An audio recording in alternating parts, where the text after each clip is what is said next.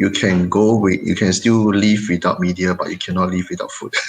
very typical kind of logic lah. So. And also, if they would sleep too late, right, just because they're online, then I think that's too much as well. Yeah, really socialize in the real world. Will they be able to know how to interact, right? So, for example, if we go visit families during Chinese New Year, for example, right, if all of them are always on their phone, addicted, opportunity to really mix around and interact and get to know their relatives, right? Even if it's just here. So to me, that's a big concern. Of course, health, but as a parent, you're also responsible for their well-being. So sometimes I would still want to ask them, so what are you watching? Who are you talking to? Are you what platforms are you using, etc. But without coming across as I don't respect their privacy. So exposure to the media, because my kids are at the age of they learn what they see. So I realize sometimes they accidentally stumble some media that is not so positive.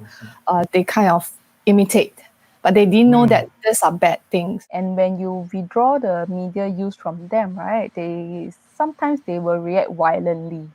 So in the past, the youth that I see, sometimes they even hurt their parents, they even threaten to suicide. These are, of course, like maybe the extreme. There's this anxiety of having to keep checking whenever there's notification on the phone, which will cause them quite distracted, especially when they're studying. As parents, I think most of us, we did it, right?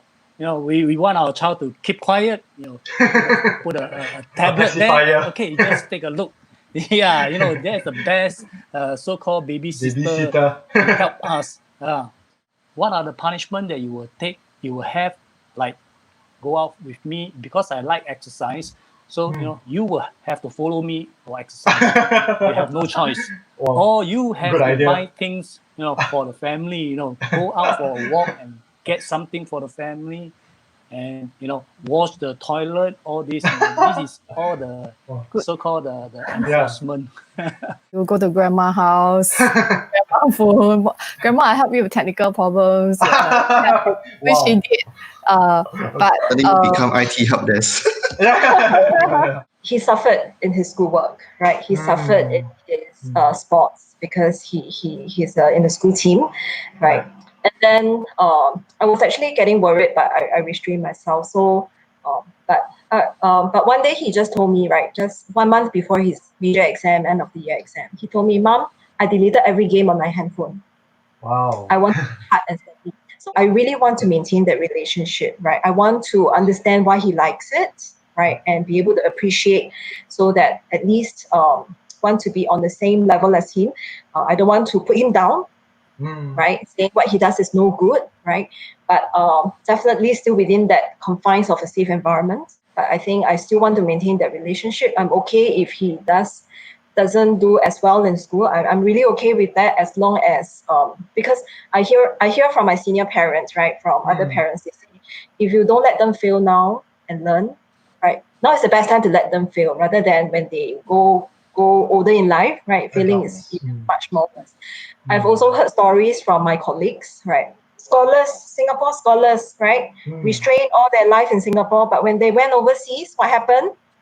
They fail so sadly because they don't know how to use their freedom. They have they lose.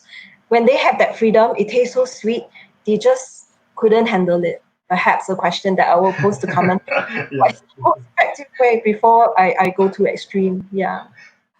Should we as parents make use of blocking of screen time or via through media awareness and education? Come up with family media use plan together.